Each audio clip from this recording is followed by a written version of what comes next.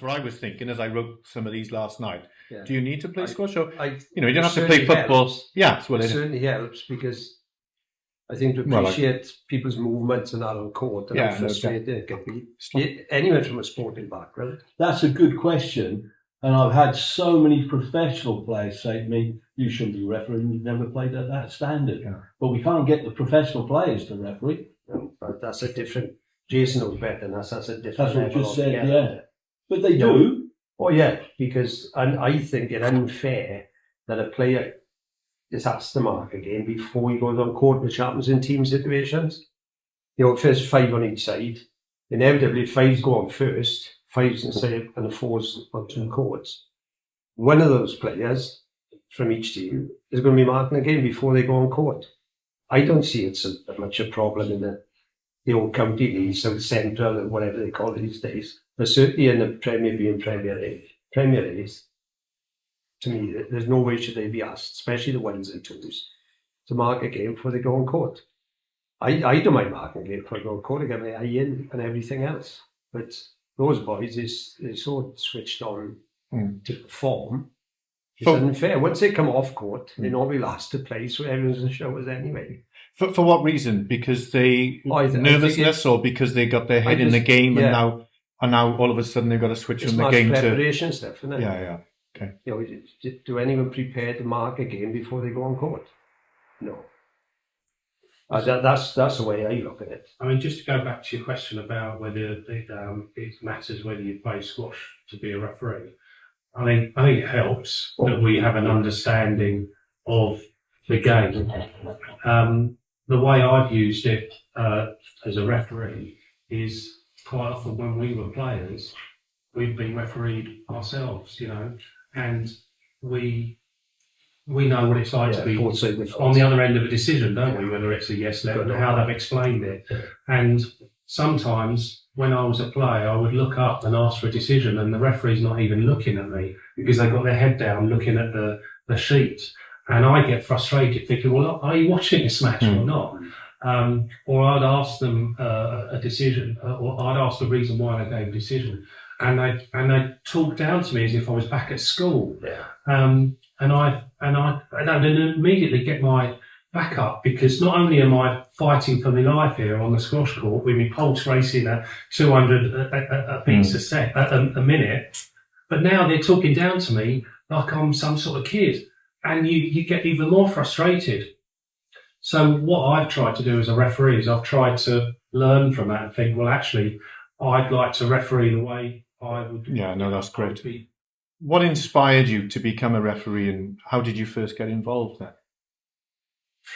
I started playing squash when I was 31, 32, something like that, and joined the local ladder box league, call it what you want, and immediately I'm playing these older players, far more experienced, and they come out with these terms of left and no left. Oh, yeah. Stuff like that. I just want to hit the ball and run around, I still do. But I started thinking, I'm getting tucked up, left, right and centre. And the first team match I played, I started with the Shareways. I played this woman. I was boasting the ball around her to be able to play it. Because every time it passed me, she was going, please, and he was going, stroke like a filly, and it was like, I didn't have a clue what was going on. I thought I need to wise up here. So I went to referee school. That sounds good. Chris? The only reason I became a referee is because other people wouldn't do it. And I'm one of those people, I like to grab the ball by the horns, just get on with it. I've done firefighting courses, and the same thing, you're with the fire brigade, and they say, right, who wants to have a go at this? And we said, no, give it to me, I'll give it a go. Let's get that out of the way. And that's the only reason. Other people were too scared, intimidated, or embarrassed. And it doesn't suit their lifestyle. Yeah, sure. I know a lot of good players say, I can't mark, so you can't come. Yeah, they do a good job in their own court of telling the marker when it's wrong. But when it comes to doing the act, they can't do it. Jason? I mean, similar to Chris, you play your team match, and then it's someone, another match needs to be refereed, and everyone's in the bar. no one wants to ref it, and I'm thinking, well, I don't mind it. It's I'm going to get to watch the game. I can get a beer from the bar, and I can get the match started. And it was just because no one else really wanted to do it, and I didn't mind doing it. And as a result, you sort of gain a bit of confidence. And it's usually the top players last, isn't it? Yeah, no sooner does people see that you're happy referee, you just get asked again. Yeah, and again. Yeah, sure. You're the ref. And that sort of happened. I mean, when I was playing when I was a junior player, I was quite often not make finals. I'd be knocked out quarters or semis. But because I was quite happy to help out doing a bit of reffing, I quite often ended up with my peers asking me to referee the final. No. Can you tell us about one of your earliest experiences as a referee? Were you nervous? You were just saying now you enjoyed it, but did you feel that you were confident with it, or? I felt confident. I guess from the background of playing a bit of squash, I knew the basic calls and what to say. I understood some of the phrases that I needed to use. I understood the rules. So I had a clear understanding of what I was doing. As we all know, squash is quite unique in that the referee is stood with the crowd. And when we're at a club, we're stood in the gallery with all the other spectators. And whilst you stood there making the decision, you've got about another 25, 30 people giving their decision. And most people keep them to themselves, but quite a lot of people. Not everybody. So I guess the early experiences were working with that environment. And when you're working within that sort of pressure, that sort of has some effect on you, and you have to learn how to deal with that. Gentlemen, anything that sticks out? With Jason saying he played the game and knew most of the rules, Paul was saying that he didn't really know too many rules and then decided. I was quite fortunate at the time. The club I was playing in, I used to do the photographs for the presentation evenings. And the old bonus print days, extra 5 copies of each, one for each player, etc., etc. But a week after that, I was a referee's course come up, which nothing of. And when the committee said, we'll put you on that, he said, because you won't take no money for doing the photographs, blah, blah. So I thought, great. And it was with Andrew Evans, and there was about 30 of us on the course, actually. So it was pretty rubber stamp stuff. But ever since then, I just thought, I can take this. My older brother was a league linesman, was referee stuff in the World Cup, stuff like that. So I don't know if it's in the genes for the family. I don't know. So I was quite happy to get on with it, and I just found I become more and more involved doing it. You saying that, my next little question here, was it a difficult process having to learn all the rules? And how quickly can you move up the ranks from, say, a club level referee to national and then WSO? Is it something that it takes many years to do? I did read through the rules because I got a legislative background really from coal mines. So I'm not saying I'm a solicitor by any means, but I can interpret stuff and you actually see it being done. Dare I say, keep it in the right areas rather than use the loopholes outside of it. Yeah, sure. I don't know if that makes sense, but certainly I think going from a club level up, I had very few opportunities to do that because sort of whinge a bit here. You had quite a few senior refs who didn't allow any exposure to there was few of them up and coming refs. Hopefully I was one of them. But I didn't get many opportunities to do the crunch matches. And then, of course, when you do get them, it's because someone else isn't available. And here we go. I can see why no one wants to do this. Yeah, but it's high intensity. You do jump in the deep end, and it's swim time.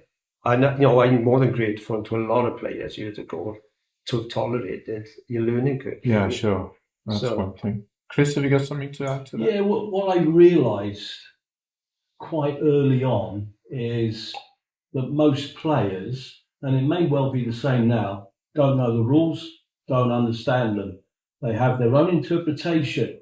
And I thought about it, analysed it, and I realised they learned the rules from other players that didn't know the rules.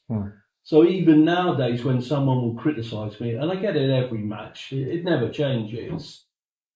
They don't know the rules. That's their own interpretation. They learned from someone else that didn't know.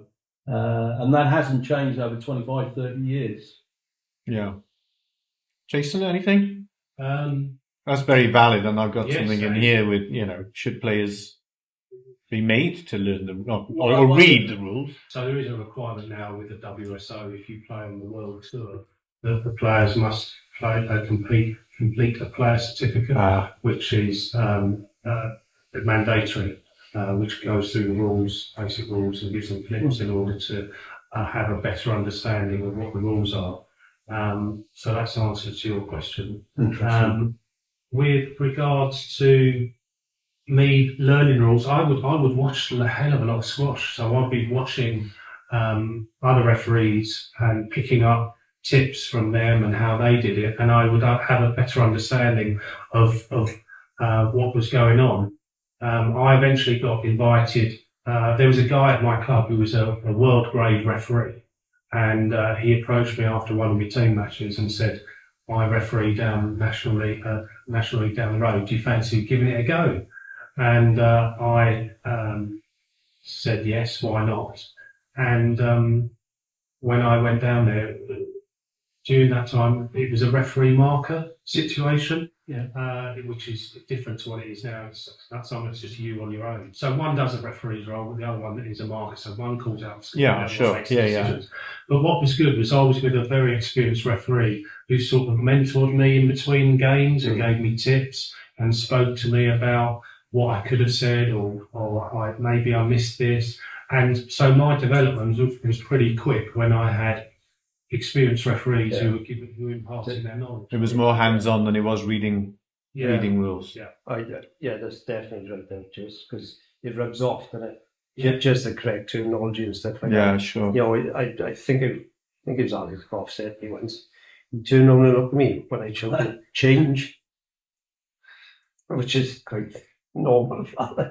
And after the knock-up, he said, "Paul, it's half time." And I think he said to me after, pretty sure it was Alex, he said, "If you call half time, the players won't even look around.